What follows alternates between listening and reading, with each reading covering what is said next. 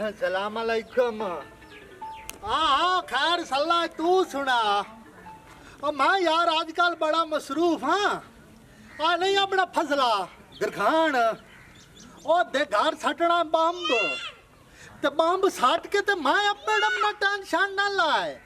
आया सिर्फ मैं फसले दरखान ते घर बंब सटना है। हाँ आया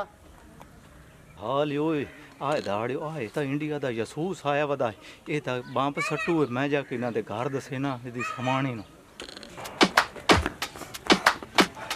जी साहब ओ गल सुन ओ जेड़ा बखू नहीं है ओ इंडिया दा जसूस है ओ फसले दे घर बंब सट्टू है हां मोर पूरे पेन उदा सीध ऐलान कर जल्दी कर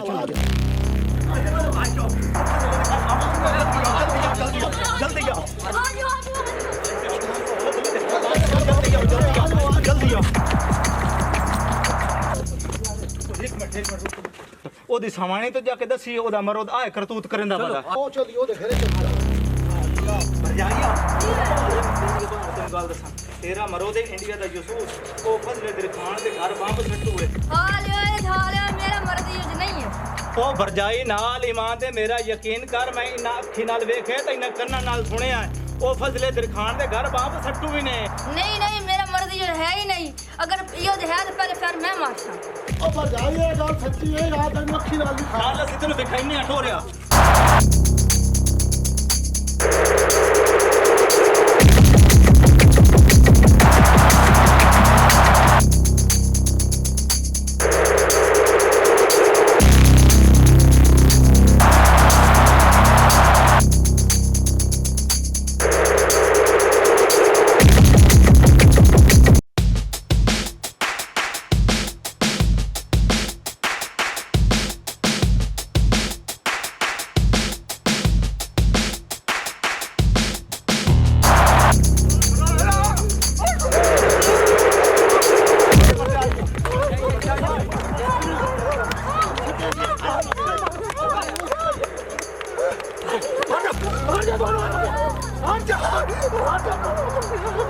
ਮੈਨੂੰ ਥਾੜੀ ਹੱਲ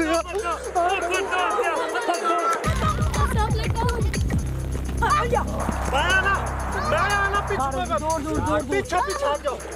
आया ना पीछे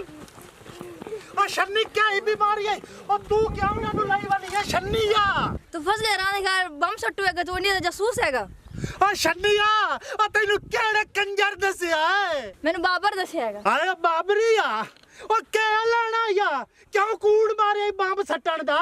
नाल ईमान दे जेले तू फोन करन दा खलोता मैं फजले दरखान दे घर बंब सटना मैं तेरे मगर तक खलोता मु तेरी कॉल सुनदा ओ लांती आ कुत्ते आ फजले दरखान दा घर मैं आ रेड़ी दा बंब सही करवावन जावना आई आय बंब दे घर सटना है बंब आई हां पहलू कुत्ते आयो मां कोई शर्मी हो रहा अगो लाग मारे तो तेनू मैं ते यकीन ही कोई नहीं आ गंदी रंदा अगो लाग आयो मां